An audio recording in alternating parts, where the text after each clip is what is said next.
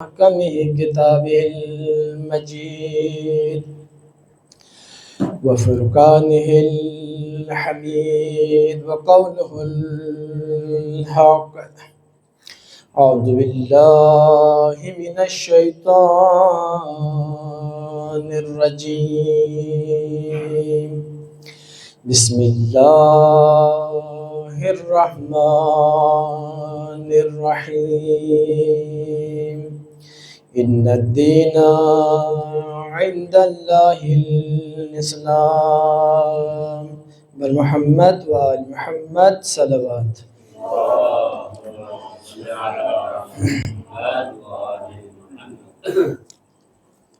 خالق بشر نے اپنے بندوں کی دنیا و آخرت میں فلاح و صلاح کے لیے ایک دین بنایا ہے جس کا نام اسلام رکھا ہے، اور خداوند متعال نے جس دین کو اپنے بندوں کے لیے پسند فرمایا ہے اسے اسلام کہا جاتا ہے، اور رب العزت چاہتا یہ ہے کہ میرے بندے اس دین کے مطابق، دین اسلام کے مطابق زندگی گزاریں تاکہ وہ دنیا و آخرت میں کامیاب ہو سکیں۔ خداوند متعال قرآن مجید میں ایک اور جگہ ارشاد فرماتا ہے، جو بھی دین اسلام کے علاوہ وَمَن يَبْتَغِي غَيْرَ الْإِسْلَامَ دِينًا فَلَن يُقْبَلَ مِنْهُ، جو بھی بندہ دین اسلام کے علاوہ کسی اور دین کا انتخاب کرے گا تو اللہ تعالیٰ اس بندے سے اس دین کو قبول نہیں کرے گا۔ وَهُوَ فِي الْآخِرَةِ مِنَ الْخَاسِرِينَ، اور وہ بندہ جو دین اسلام کے علاوہ کسی اور دین کو انتخاب کرے گا تو وہ بروز قیامت نقصان اٹھانے والوں میں سے ہوگا، خسارہ اٹھانے والوں میں سے ہوگا۔ سرکار دو عالم نے صفر سے دین اسلام کا آغاز کیا جزیرۃ العرب میں، صفر سے لے کے 23 سال لگے سرکار کو، 13 سالہ مکی زندگی اور 10 سالہ مکی زندگی، اور ان 23 سالوں میں سرکار دو عالم نے دین اسلام کو نقطۂ معراج تک پہنچا دیا۔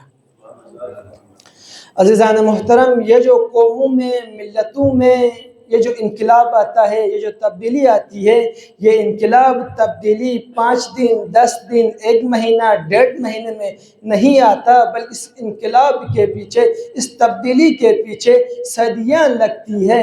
لیکن میں سمجھتا ہوں یہ سرکار دو عالم کا معجزہ ہے کہ صرف 23 سالوں میں دین اسلام کو نقطۂ معراج تک پہنچا دیا۔ کس معاشرے میں؟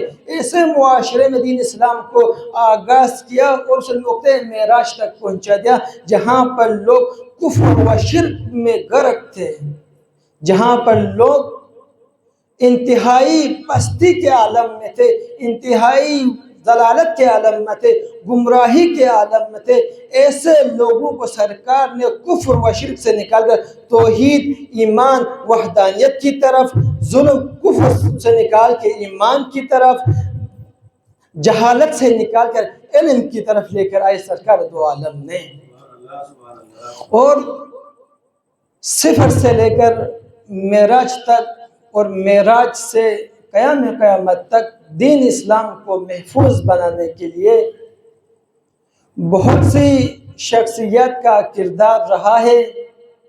ان شخصیات میں سے 6 شخصیات ایسی ہیں جن کا کردار بہت ہی نمایاں ہے آغاز اسلام میں، جنہوں نے اللہ کے دین کی مدد فرمائی، جنہوں نے رسول اللہ کی مدد و نصرت فرمائی۔ ان ناصران خدا میں سے 6 جو شخصیات ہیں، میں سے 3 مرد ہیں اور 3 مستورات ہیں۔ ایک مرد اور مستور نے سرزمین مکہ میں اللہ کے دین کی مدد و نصرت فرمائی، ایک مرد اور مستور نے سرزمین مدینہ پر اللہ کے دین کی نصرت فرمائی، اور ایک مرد اور مستور نے سرزمین کربلا پر اللہ کے دین کی مدد و نصرت فرمائی۔ مل کے درود بھیجیں محمد و آل محمد پر۔ صلی علی محمد و آل محمد۔ جس شخصیت نے، جس ہستی نے سرزمین مکہ پر اللہ کے دین کی نصرت فرمائی، پھر اسی کے بیٹے نے سرزمین مدینہ پر اللہ کے دین کی نصرت فرمائی، اور پھر جس شخصیت نے سرزمین مدینہ پر اللہ کے دین کی نصرت فرمائی، پھر اسی کے بیٹے نے سرزمین کربلا پر اللہ کے دین کی نصرت فرمائی۔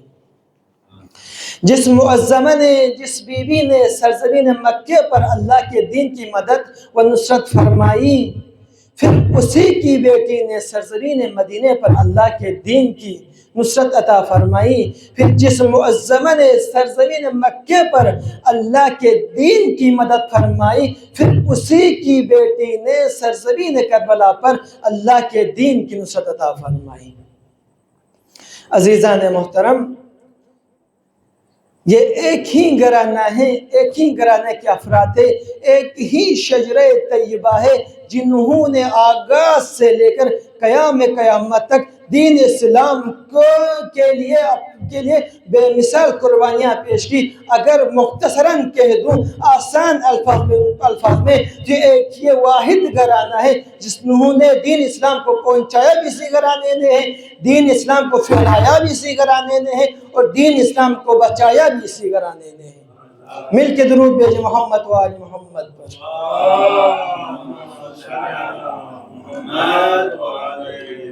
جس معظمہ نے، جس بی بی نے سرزمین مکہ پر اللہ کے دین کی مدد فرمائی، رسول اللہ کی مدد فرمائی، وہ بی بی کون ہے؟ وہ بی بی ہے ملکۃ العرب، وہ بی بی ہے ملکۃ القریش، ام المؤمنین، ام المعصومین، جناب خدیجۃ الکبریٰ سلام اللہ علیہا۔ پھر خداوند متعال نے اس معظمہ کو ایک بیٹی عطا فرمائی جو انا اعطیناک الکوثر کی مصداق بن کر آتی ہے۔ پھر خداوند متعال نے اس معظمہ کو ایک ایسی باعزت و عظمت والی بیٹی عطا فرمائی جسے شریکۃ الحسین ثانی زہرا حضرت زینب کبریٰ سلام اللہ علیہا کہتے ہیں۔ مل کے درود بھیجیں محمد و آل محمد پر۔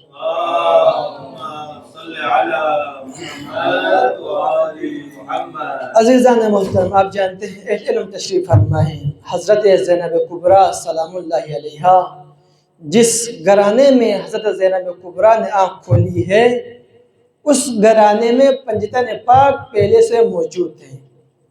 یہ جو پنجتن پاک ہے، یہ جو 5 رشتے ہیں بی بی کے، ہر رشتہ سردار ہے، سردار۔ نانا سید الانبیاء ہے، بابا سید الاوصیاء ہے، ماں سیدۃ النساء ہے، بائی سیدہ شباب اہل الجنہ ہے، نانا نبیوں کا سردار ہے، بابا اوصیاء کا سردار ہے، ماں کائنات کی خواتین کی سردار ہے، اور بائی جوانان جنت کے سردار ہے، اور خود بی بی سیدۃ الصابرات ہے۔ خود بی بی اقدس کی ذات سیدۃ الصابرات ہے، اور بخدا قسم کائنات میں کسی بھی فرد کو ایسی تربیت و پرورش کا ماحول نہیں میسر آیا جیسا تربیت و پرورش کا ماحول حضرت زینب کبریٰ سلام اللہ علیہا کو میسر آیا۔ کیونکہ بی بی جس گھرانے میں بی بی نے آنکھ کھولی ہے، اس گھرانے میں پنجتن پاک پہلے سے موجود ہیں، تو بی بی نے 5 معصوم گودوں میں اپنی پرورش کی ہے۔ حضرت زینب کبریٰ سلام اللہ علیہا نے پنجتن پاک کے محضر میں قصد فیض کیا ہے، اور یہ جو پنجتن پاک ہے، ہر ہستی قرآن ناطق ہے، سید الانبیاء قرآن ناطق ہے، سید الاوصیاء قرآن ناطق ہے، سیدۃ النساء قرآن ناطق ہے، سیدہ شباب اہل الجنہ قرآن ناطق ہے۔ پھر عزیزان مجھے جملہ کہنے دیجئے، سیدہ زینب وہ حدیث ہے جو قرآن کی آغوش میں پروان چڑھی ہے۔ سیدہ زینب سلام اللہ علیہا وہ حدیث ہے جو قرآن کی آغوش میں پروان چڑھی ہے۔ بڑی باعزت و بڑی باعظمت خاتون ہے یہ بی بی۔ آپ جانتے ہیں حضرت زینب کبریٰ سلام اللہ علیہا مل کے درود بھیجے محمد و آل محمد پر۔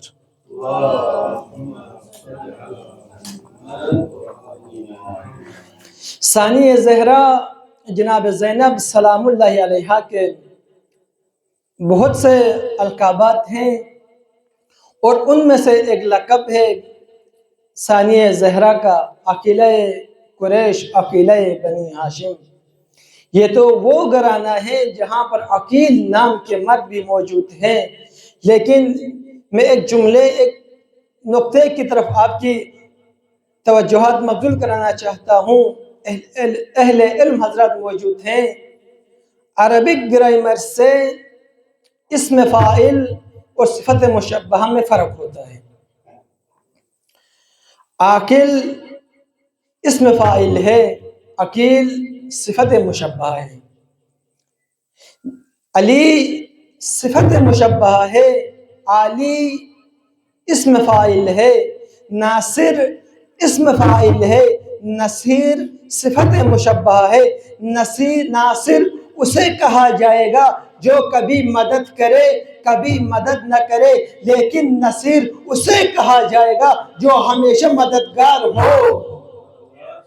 عاقل اسے کہا جائے گا جس کی عقل کبھی ساتھ دے، جس کی عقل کبھی ساتھ نہ دے، لیکن عقیلہ اسے کہا جائے گا کرب و بلا میں مصائب کی معراج پہ بھی جس کی عقل کبھی ساتھ نہ چھوڑے، اسے عقیلہ بنی ہاشم کہتے ہیں۔ محمد صلوات اللہم صلی علی محمد۔ ہر حالت میں، ہر کیفیت میں جس کی عقل اس کے ساتھ رہے، اسے عقیلہ بنی ہاشم کہتے ہیں۔ بس آپ کی زحمت تمام مصائب کے دو منزلیں۔ اور عزیزان محترم، 13 محرم کا دن طلوع ہوا۔ جب 2 محرم کو ابا عبداللہ الحسین کربلا پہنچے تھے تو قبیلہ بنو اسد سے پہلے زمین خریدی، اور پھر اس زمین کو قبیلہ بنی اسد کو عطا کی گئی مولا نے، اور کہا ہمارے شہید ہونے کے بعد ہمیں دفنانے آئیے گا، اور ہمارے زائرین کو 3 دن تک اپنا مہمان بنا کے رکھیے گا۔ جب اسرا عاشور ابا عبداللہ الحسین و تمام اصحاب و انصار و یاران ایک ایک کر کے شہید ہوئے، 11 محرم لشکر یزید نے اپنے نجس لاشوں کو اور سیدانیوں کو لے کر امام سجاد کو کوفے کی طرف روانہ ہوئے۔ 12 محرم کا دن گزرا۔ جب 13 محرم کا دن آیا تو قبیلہ بنو اسد والے مرد ایک دوسرے سے کہتے ہیں اب تو یہ فوج اشقیا چلی گئی ہوگی، ہم کیسے رجال ہیں، ہم سے آقا ابا عبداللہ حسین نے وعدہ لیا تھا کہ جب شہید ہوں گے تو ہم ان کی لاشوں کو دفنائیں گے۔ تمام بنو اسد کے مرد جمع ہوئے اور نکلے مقتل گاہ کی طرف۔ جب تمام مرد نکلے جا رہے تھے تو خواتین نے دیکھا کہ گھر کے تمام مرد مقتل گاہ کی طرف جا رہے ہیں، تو خواتین نے ہاتھ جوڑ کے فرمایا آج کیسا دن ہے یہ کہ سب نکل کے جا رہے ہو؟ تو بنی اسد کے مرد کہتے ہیں خواتین کا کوئی کام نہیں ہے، آپ گھر میں چلے جائیں، ہمیں آقا ابا عبداللہ نے وعدہ لیا تھا ہم سے کہ جب ہم شہید ہو جائیں تو ہماری قبروں، ہمارے لاشوں کو دفنا دینا۔ تو بنی اسد کی خواتین کہتی ہیں یہ وعدہ صرف آقا نے آپ سے نہیں لیا تھا، یہ وعدہ ہم سے بھی لیا تھا۔ اس کے بعد جب مرد و خواتین مل کے مقتل گاہ کی جانب بڑھتے ہیں تو بچے دیکھتے ہیں کہ ہمارے والدین جا رہے ہیں، تو بچے بھی آ کر سوال کرتے ہیں کہاں جا جا رہے ہو تو والدین کہتے ہیں آپ کھیلو کودو، آپ کا کام نہیں ہے، ہم نے آقا سے وعدہ لیا تھا کہ ہم ان کی لاشوں کو دفنائیں گے۔ تو بچے کہتے ہیں یہ وعدہ صرف آپ نے نہیں لیا تھا، آقا نے ہم سے بھی کہا تھا جب آپ کے والدین ہمیں دفنانے نہ آئے تو اگر ڈر کے مارے تو آپ کھیل کود کے بہانے نہر فرات کی طرف آنا اور ہماری لاشوں پر کھیل کود کے بہانے مٹی کا ہمارے قبروں پر پھینک دینا۔ تو بچے بھی اپنے والدین کے ساتھ مقتل گاہ کی جانب بڑھتے ہیں۔ جب بنی اسد کا قبیلہ مقتل گاہ پہنچتا ہے تو پریشان ہو جاتے ہیں کہ کیسے دفنائے، کوئی لاشا ایسا نہیں ہے کہ جس کا سر جسم پر سالم ہو، کوئی لاشا ایسا نہیں ہے کہ جس کے بدن پر لباس موجود ہو۔ اتنے میں وہ بنی اسد کے قبیلہ کہتا ہے آقا ہم مجبور ہیں، کوئی لاشا ایسا نہیں ہے کہ ہم پہچان پائے۔ سردار کہتا ہے کوئی بڑی سی قبر کھودو، سب کو ایک ہی میں دفناتے ہیں۔ اتنے میں کوفے کے راستے سے ایک گھوڑا سوار آتا ہے، آواز دیتا ہے ذرا انتظار کیجیے گا، میں آ رہا ہوں، آپ کی رہنمائی کروں گا۔ جب مڑ کے دیکھتے ہیں سید الساجدین گھوڑے سے نیچے آتے ہیں، ان سے کہتے ہیں ایک قبیلہ بنی اسد والے پریشان کیوں ہو؟ تو کہتے ہیں ہم پریشان نہ ہوں تو کیا کریں، ہم نے ان لاشوں سے وعدہ لیا تھا کہ ہم ان کی لاشوں کو دفنائیں گے، لیکن جب ہم یہاں پہنچے ہیں تو کوئی لاشا ہمیں پہچاننے میں نہیں آ رہی ہے۔ سید الساجدین کہتے ہیں میرے ساتھ آ جاؤ، میں لاشوں کی پہچان کرواتا ہوں، یہ لاشا اٹھاؤ، یہ لاشا زہیر ابن قین کا لاشا ہے، یہ لاشا اٹھاؤ، یہ حبیب بن مظاہر کا لاشا ہے، یہ لاشا اٹھاؤ، یہ لاشا شوذب کا لاشا ہے، یہ لاشا اٹھاؤ، یہ لاشا جون کا لاشا ہے۔ اتنے میں سید الساجدین ایک لاشے کے قریب آ کر قریب آئے، مولا کے چہرے کا رنگ تغیر ہوا۔ سردار کہتا ہے اے آقا کیا ہوا، یہ کس کا لاشا ہے؟ سید الساجدین کہتے کیا تو دیکھ نہیں رہا، یہ حسن کے یتیم کا لاشا ہے، جسم کے تمام اعضاء بکھرے پڑے ہیں، یہ حسن کے یتیم ام فروا کا لال کا لاشا ہے۔ اتنے میں سید الساجدین آگے بڑھتے ہیں، ایک اور لاشے کے قریب پہنچے، مولا نے اپنی کمر کو تھام کے کھڑے ہوئے۔ سردار کہتا ہے مولا یہ کس کا لاشا ہے؟ سید الساجدین کہتے اے سردار کیا تمہیں نظر نہیں آ رہا، سینے میں بچی کا خون ابھی تک پیوست ہے، یہ حسین ابن علی کے کریل جوان کا لاشا ہے، یہ ہم شکل پیغمبر علی اکبر کا لاشا ہے۔ اتنے میں قبیلہ بنی اسد نے تمام شہداء کو دفن کیا اور قبیلہ بنی اسد کہنے لگے آقا جب آپ یہاں آ ہی گئے ہیں تو آپ سے گزارش ہے کہ ہمارے ساتھ ہمارے گھروں میں چلیں تاکہ ہمارے گھروں میں برکت آ جائے۔ تو سید الساجدین کہتے ہیں آیا کیا تو اپنے کیے ہوئے لاشوں کو پورا نہیں کرو گے؟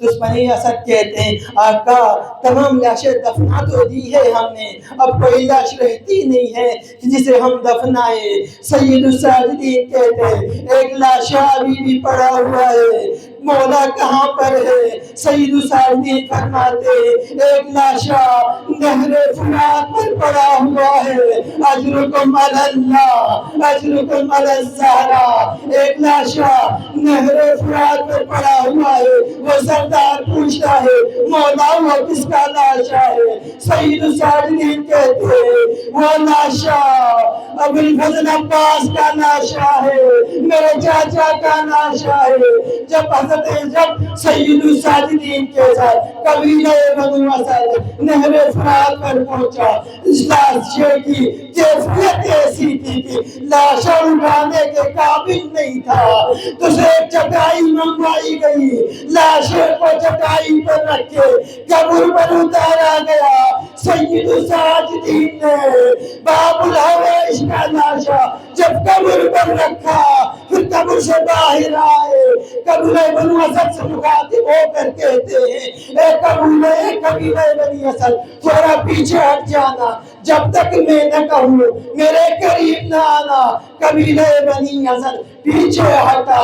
سید الساجدین ایک مرتبہ قبر پر اترے، ایک راوی کہتا ہے بہت دیر ہوئی مولا قبر سے باہر نہیں آ رہے تھے، تو میں آہستہ آہستہ قبر کے قریب گیا، جیسے میں قبر کے قریب پہنچا میں نے جان کر دیکھا سید الساجدین باب الحویش کے سینے پہ سر رکھ کے فریاد کر رہے تھے اے میرے غیور چاچا، آپ یہاں آرام سے سو رہے ہیں، جب سے آپ چلے گئے ہیں آپ کی بہنیں جو اپنے گھر میں کبھی بیلنا صحن پر نہیں نکلی تھی، آج آپ کی بہنیں بازار شام و کوفہ میں بیرنا شرابیوں کا مجموعہ، کبابیوں کا مجموعہ۔